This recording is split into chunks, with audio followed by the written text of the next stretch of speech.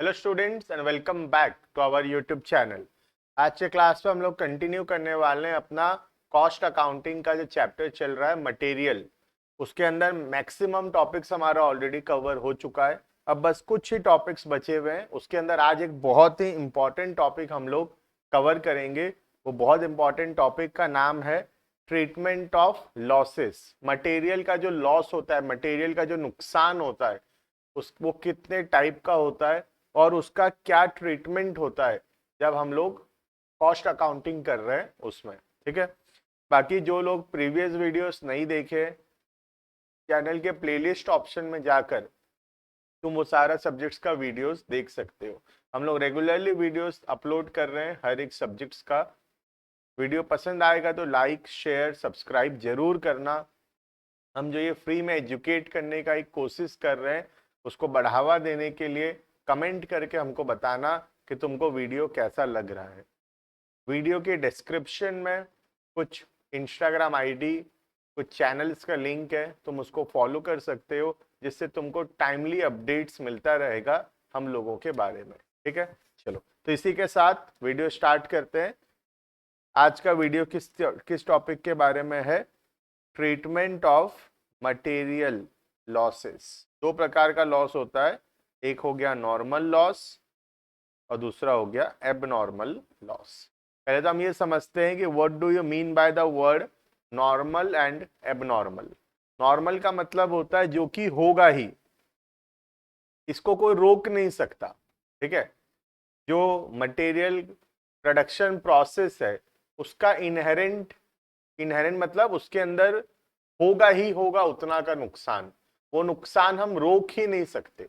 जैसे कि for example petrol, तुम अगर 1000 लीटर्स परचेज करोगे तो ड्यूरिंग द प्रोसेस वो आएगा और वो टैंकर्स में भरा जाएगा और पेट्रोल पंप में इंस्टॉल होगा। उस टाइम पीरियड में थोड़ा बहुत पेट्रोल जो है वो इवापोरेट हो ही जाएगा। तो उतना छोटा मोटा नुकसान जो है वो हम लोग रोक नहीं सकते, कुछ भी कर लें हम उसको रोक ही नहीं पाएंगे। उस प्रकार के लॉस को बोला जाता है नॉर्मल लॉस, मतलब जिसको रोका नहीं जा सकता। ये नुकसान तो होगा ही होगा, तुम कुछ भी कर लो ये नुकसान होकर रहेगा। ऐसे लॉस को हम बोलते हैं नॉर्मल लॉस। ठीक है। और दूसरा हो गया एबनॉर्मल लॉस। एबनॉर्मल लॉस का मतलब है ये नुकसान रोका जा सकता था, अगर हम सही से काम करते, सही से एफर्ट्स डालते, ध्यान देते तो ये नुकसान रोका जा सकता था, लेकिन हम रोक नहीं पाए। ऐसे नुकसान को बोलते हैं एबनॉर्मल। जो नॉर्मल नहीं है, जो रेगुलरली नहीं होता है, वैसे नुकसान को बोला जाता है एबनॉर्मल लॉस। ठीक है। अब नॉर्मल लॉस में हम क्या करते हैं? नॉर्मल लॉस जो हमारा हो रहा है, ये नुकसान सबका हो रहा है। अगर हमारा हो रहा है तो हमारा जो कॉम्पिटिटर्स है उनका भी ये नुकसान हो ही रहा है। तो इससे डरने का कुछ नहीं है, ये नुकसान हमारा भी हो रहा है और बाकी लोगों का भी, जो भी इस लाइन ऑफ बिजनेस में है, सबका ये नुकसान हो ही रहा है। ठीक है। तो हम क्या कर सकते हैं? जो कॉस्ट ऑफ यूनिट है, कॉस्ट ऑफ यूनिट, वो हम इंक्रीज कर सकते हैं। ये जो खर्चा हमारा हो रहा है, नुकसान जो हो रहा है नॉर्मल लॉस के वजह से, ये पैसा हम कस्टमर से रिकवर कर सकते हैं, क्योंकि सबका नुकसान हो रहा है, सबको ही रिकवर कर रहे हैं, तो हम भी रिकवर कर सकते हैं। लेकिन एबनॉर्मल लॉस का जो नुकसान है वो पैसा हम लोग कस्टमर से रिकवर नहीं कर सकते, क्योंकि अगर हम वो पैसा कस्टमर से रिकवर करने जाएंगे एबनॉर्मल लॉस का, तो हमारा कॉस्ट पर यूनिट इंक्रीज हो जाएगा, क्योंकि सिर्फ हमारा नुकसान हो रहा है, बाकी लोगों का तो नुकसान हो नहीं रहा। तो सिर्फ हमारा कॉस्ट पर यूनिट इंक्रीज होगा और बाकी लोगों का कॉस्ट पर यूनिट इंक्रीज नहीं होगा। तो कस्टमर क्या करेंगे? उनका प्रोडक्ट्स खरीदेंगे, हमारा नहीं खरीदेंगे। तो हम एबनॉर्मल लॉस का बर्डन जो है उसको हम कस्टमर पे शिफ्ट नहीं कर सकते। ये बर्डन हमको ही झेलना पड़ेगा, ये नुकसान हमको ही सहना पड़ेगा। कौन सा लॉस का? एबनॉर्मल लॉस का। ठीक है। लेकिन नॉर्मल लॉस का नुकसान हम लोग कस्टमर के ऊपर पास ऑन कर सकते हैं, कॉस्ट पर यूनिट को इंक्रीज कर सकते हैं, बिकॉज ये नुकसान सबका हो रहा है और सबको ही कॉस्ट पर यूनिट इंक्रीज करेंगे। ठीक है, क्लियर है? Normal, abnormal. अब देखो 5 प्रकार का लॉस होता है जो कि हम डिटेल में पढ़ेंगे। सबसे पहला waste. What is a waste? What is a scrap? What is a spoilage? What is a defective? And what is obsolescence? ठीक है, ये पांचों तुमको एक जैसा लगेगा, पहले इंस्टेंस में ऐसा ही लगता है कि सर सब तो नुकसान है, लेकिन पांचों में बहुत डिफरेंस है। Waste, scrap, spoilage, defective and obsolescence. ठीक है, एक एक करके पढ़ेंगे। सबसे पहला वेस्ट। द वेस्ट का मतलब जो हमारे काम का नहीं है उसको बोलते हैं वेस्ट। ठीक है, ये जनरली किसके लिए होता है? रॉ मटेरियल्स के लिए। ठीक है, तो जो रॉ मटेरियल्स रखे रखे खराब हो जाता है ना, रॉ मटेरियल अगर हम स्टोर करके रखेंगे तो ऐसा हो सकता है कि थोड़ा बहुत रॉ मटेरियल जो है वो खराब हो जाए और उसका कोई भी वैल्यू नहीं उठेगा, ज्यादा कुछ वैल्यू उसका अगर हम बेचने जाएंगे तो वो सेल ज्यादा में नहीं होगा। ठीक है, तो वेस्ट का मतलब क्या है? देखो रीड करेंगे। The portion of raw material which is lost during storage और प्री और प्रोडक्शन एंड डिस्कार्डेड। मतलब या तो रखे रखे ही खराब हो गया है, वो रॉ मटेरियल के बारे में। ठीक है, या तो रखे रखे खराब हो गया है, या फिर हम जस्ट प्रोडक्शन प्रोसेस में उसको लाए ही थे, उससे फिनिश गुड्स बनाने ही वाले थे कि हम देखे कि वो प्रोडक्ट खराब हो गया है रॉ मटेरियल। ठीक है, तो हम उसको रिजेक्ट कर दिए, उसको हटा दिए। द वेस्ट मे और may not have any value. हो सकता है कि थोड़ा बहुत प्राइस में सेल हो जाए और एल्स ऐसा भी हो सकता है कि वो सेलेबल ना हो। ठीक है, ट्रीटमेंट ऑफ वेस्ट। अब वेस्ट का क्या करेंगे? अगर नॉर्मल वेस्ट है तो हम ये पैसा को कॉस्ट पर यूनिट में चार्ज करेंगे, मतलब कॉस्ट पर यूनिट को हम इंक्रीज कर देंगे और ये पैसा हम कस्टमर से रिकवर करेंगे। लेकिन अगर एबनॉर्मल लॉस है तो हम चुपचाप कहाँ ट्रांसफर करेंगे? प्रॉफिट एंड लॉस अकाउंट में। हम कस्टमर से रिकवर नहीं कर सकते क्योंकि ये नुकसान सिर्फ हमारे बिजनेस में हुआ है, बाकी लोगों के बिजनेस में नुकसान नहीं हुआ है। तो अगर हम ये पैसा कस्टमर से रिकवर करने का सोचेंगे, हम कॉस्ट पर यूनिट को इंक्रीज करेंगे, तो उससे क्या होगा? हमारा प्रोडक्ट महंगा हो जाएगा as compare to the competitors. ठीक है, क्लियर है? पहला वर्ड वेस्टेज या वेस्ट। वेस्ट का मतलब होता है बेसिकली रॉ मटेरियल्स के बारे में है जो रखे रखे खराब हो जाता है, या फिर प्रोडक्शन करना हम स्टार्ट किए थे और स्टार्टिंग में वो प्रोडक्ट जो है डिस्कार्ड हो गया या रिजेक्ट हो गया, उससे प्रोडक्शन नहीं हो सकता। ठीक है, तो ये किस चीज के बारे में है? This is about raw materials, ये रॉ मटेरियल्स के बारे में है। ठीक है, नेक्स्ट स्क्रैप। तो व्हाट इज अ स्क्रैप? अब देखना, the materials which are discarded and disposed of without further treatment. Generally, scrap has either no value or insignificant value. Sometimes it may be reintroduced in the process as raw material. ठीक है, अब scrap क्या है? Scrap है कि वो raw material जो कि पहले डिस्कार्ड नहीं हुआ, पहले एकदम सिलेक्ट हुआ था, उससे हम प्रोडक्शन प्रोसेस चालू किए, और जैसे हम प्रोडक्शन प्रोसेस चालू किए, ड्यूरिंग द प्रोडक्शन प्रोसेस हम देखे कि ये जो सामान है ये ठीक नहीं है, इससे अच्छा फिनिश गुड्स नहीं बनेगा। ठीक है, तो हम उसको रिजेक्ट कर दिए। तो बेसिकली वेस्ट और स्क्रैप में इतना ही फर्क है कि वेस्ट जो है या तो स्टोरेज के समय या प्रोडक्शन प्रोसेस स्टार्ट करते समय ही पता चल गया, और स्क्रैप क्या है? हम उसमें थोड़ा बहुत प्रोडक्शन प्रोसेस कर चुके हैं और प्रोडक्शन प्रोसेस करने के बाद या ड्यूरिंग द प्रोसेस हमको पता चला कि ये प्रोडक्ट बेकार है, खराब है, इस पे फिनिश गुड्स नहीं बन सकता। ठीक है, तो हम उसको या तो ठीक करके वापस से रॉ मटेरियल्स के जैसे इंट्रोड्यूस कर सकते हैं, या फिर हम उसको बेच सकते हैं, या फिर उसको ऐसे ही फेंक सकते हैं। ठीक है, क्लियर है स्क्रैप? तो वेस्ट और स्क्रैप में फर्क है बेटा दोनों में। ठीक है, ट्रीटमेंट वही है। अगर नॉर्मल लॉस है तो हम लोग कॉस्ट पर यूनिट को इंक्रीज करेंगे। ठीक है, लेकिन अगर एबनॉर्मल लॉस है तो हम कॉस्टिंग पीएल में ट्रांसफर करेंगे, मतलब हम कॉस्ट पर यूनिट को इंक्रीज नहीं करेंगे। समझ में आ रहा है? तो नॉर्मल और एबनॉर्मल ट्रीटमेंट सेम है ऑलमोस्ट सब में। नॉर्मल है तो हम लोग कस्टमर से चार्ज करेंगे वो पैसा, और अगर एबनॉर्मल है तो हम कस्टमर से चार्ज नहीं करेंगे, हम वो पैसा किससे रिकवर करेंगे? अपने खुद के हाथ से वो पैसा हम भरेंगे। ठीक है, क्लियर है इतना? चलो next, spoilage. Sir what is a spoilage? चलो बेटा देखते हैं स्पॉइलेज क्या होता है। It is the term used for materials which are badly damaged during या in manufacturing operation।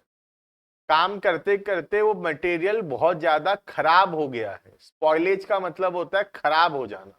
ठीक है, पहले ठीक था, उसमें हम प्रोडक्शन कर भी रहे थे, लेकिन ड्यूरिंग द प्रोडक्शन प्रोसेस वो मटेरियल खराब हो गया।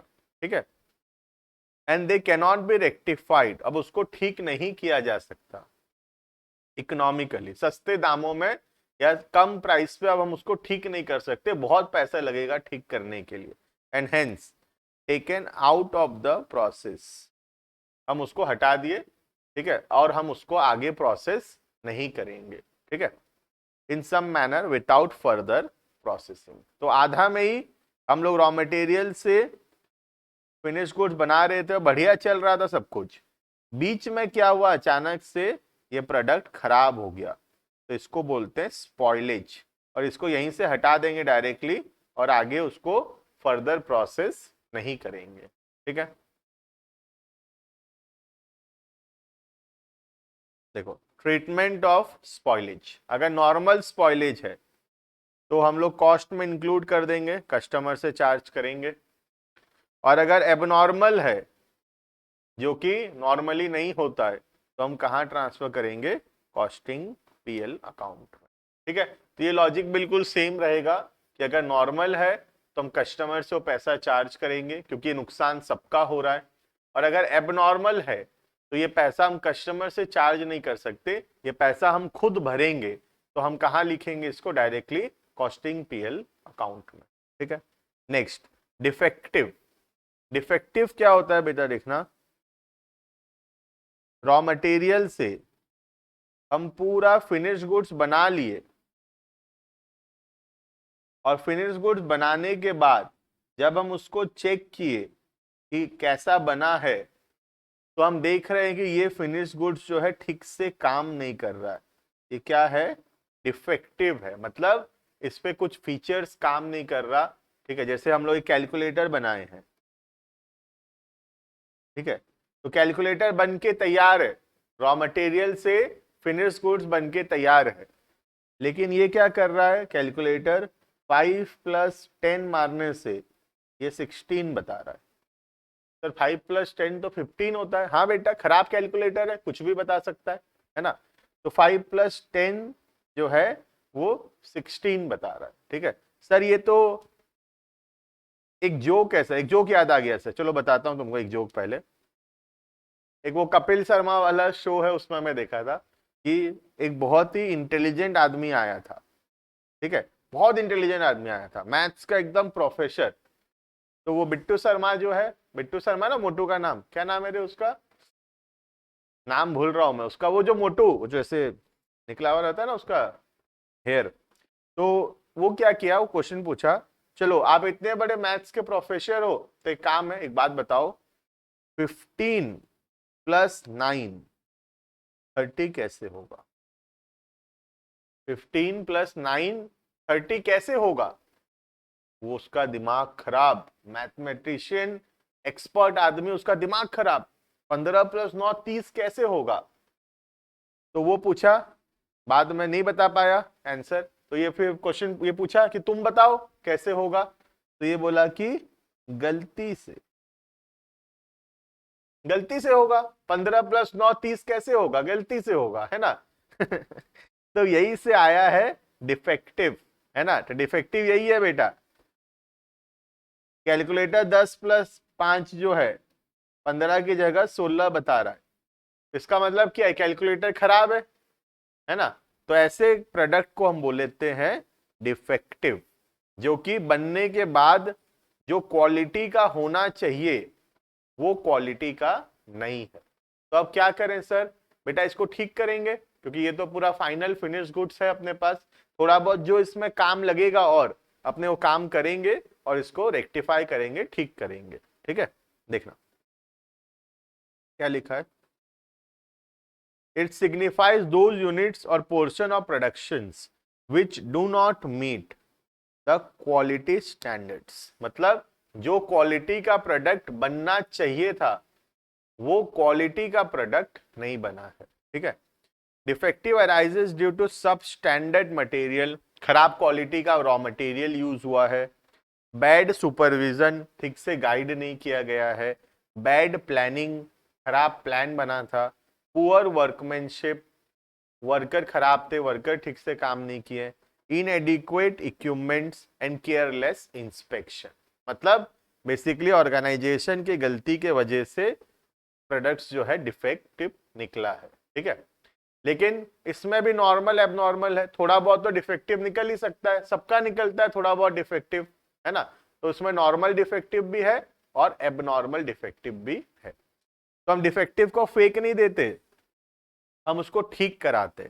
डिफेक्टिव्स which can be remade as per quality standard by using additional materials, और कुछ रॉ मटेरियल यूज करके उसको ठीक करेंगे, रीवर्क करेंगे, वापस से उस पर काम करेंगे, रिपेयर करवाएंगे, रिकंडीशनिंग करवाएंगे, रीफर्बिशिंग करवाएंगे, और बेसिकली उसको वापस से हम ठीक करेंगे।